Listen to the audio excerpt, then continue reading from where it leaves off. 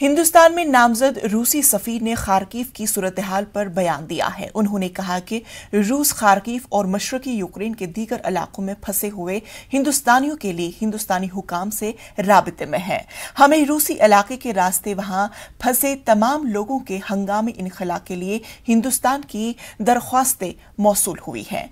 जहां तक हिंदुस्तान को S-400 की सप्लाई का ताल्लुक है, इसमें कोई रुकावट नहीं आएगी। रूसी सफीर ने मजीद कहा है कि हम भारत के साथ स्ट्रैटेजिक इत्तेहादी हैं और अक़वाम मुत्तहिदा में इसके मुतवाज़िन मौक़िफ़ के लिए हम हिंदुस्तान के शुक्रगुजार हैं। हिंदुस्तान इस बहरान की गहराई को समझता है।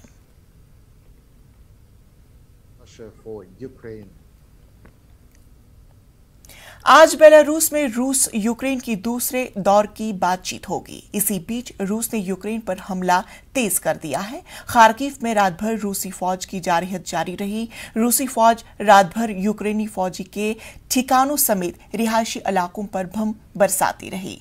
देर रात रूसी अफवाज ने यूक्रेन के शहर रेतुमीर में रिहायशी इलाके पर फजाई हमला किया। यूक्रेन की रियासती इमरजेंसी सर्विस ने एक बयान में कहा है कि इस हमले में 10 इमारतों को नुकसान पहुंचा है, जिनमें से 3 में आग लग गई है।